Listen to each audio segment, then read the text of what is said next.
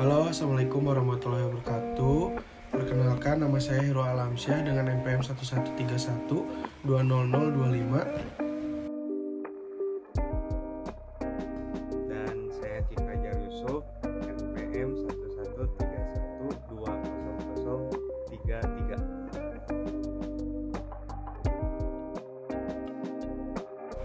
Ya, kami di sini berdua akan menjelaskan dan menyebutkan apa itu indikator untuk menilai mekanisme pembiayaan kesehatan menurut framework McIntyre dan Kutzin. Untuk yang poin A itu ada sumber pendapatan, terbagi menjadi dua, ada pajak langsung dan pajak tidak langsung.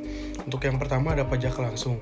Definisi dari pajak langsung ini sendiri merupakan pungutan yang dibebankan kepada wajib pajak dan harus dibayarkan secara pribadi atau langsung oleh wajib pajak yang bersangkutan dan tidak dapat dibebankan kepada pihak yang lain. Contoh dari pajak langsung yaitu ada pajak bumi, pajak bangunan atau PBB, dan pajak penghasilan.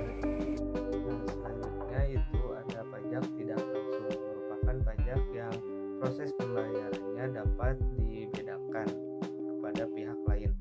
Jadi wajib pajak memiliki wewenang untuk penyerahan pembayaran pajak dengan diwakilkan oleh pihak yang lain.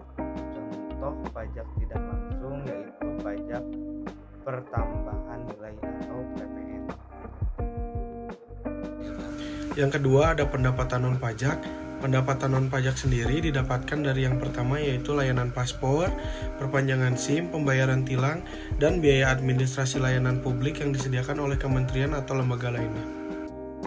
Nah, dan yang ketiga itu ada indikator pendanaan dari sumber asing melalui pemerintah. Nah, dan yang keempat itu indikator kantong pribadi atau out of pocket. Nah, dan yang selanjutnya itu ada elemen pengumpulan. Nah, untuk indikatornya itu ada pengumpulan tunggal atau single pool. Terus yang kedua itu ada indikator pengumpulan campuran atau multiple pool. Selanjutnya ada pembelian. Yang pertama ada jenis penyediaan di bawah UHC. UHC sendiri adalah Universal Health Coverage, merupakan sistem penjaminan kesehatan yang memastikan setiap warga dalam populasi memiliki akses yang adil terhadap pelayanan kesehatan, promotif, preventif, kuratif, dan rehabilitatif yang bermutu dengan biaya terjangkau. Yang kedua ada persyaratan akreditasi untuk penyediaan. Yang ketiga ada metode pembayaran penyediaan. Yang A-nya yaitu kapitasi. Dana kapitasi adalah besaran pembayaran per bulan yang dibayar muka oleh BPJS kepada semua fasilitas kesehatan tingkat pertama atau FKTP seperti puskesmas, klinik pratama, dan dokter praktik perorangan. Besar dana yang ditransfer tiap bulan ini berdasarkan jumlah peserta yang terdaftar di FKTP tersebut. Yang B ada fee for service. Fee for service merupakan metode pembayaran rumah sakit berjenis retrospektif di mana pembayaran ditetapkan setelah pelayanan kesehatan diberikan. Yang C-nya Diagnostic Related Group atau DRG.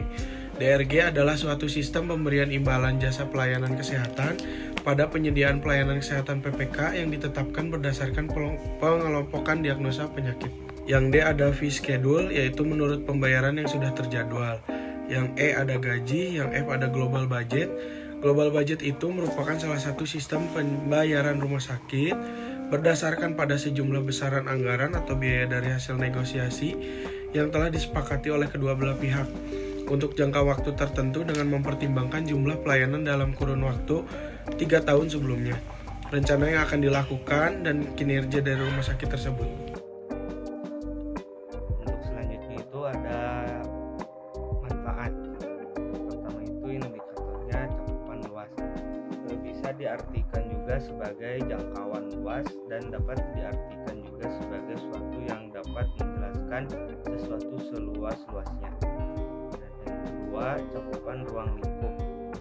Bisa diartikan juga sebagai jangkauan luas dan dapat diartikan juga sebagai suatu yang dapat menjelaskan sesuatu sedetail mungkin.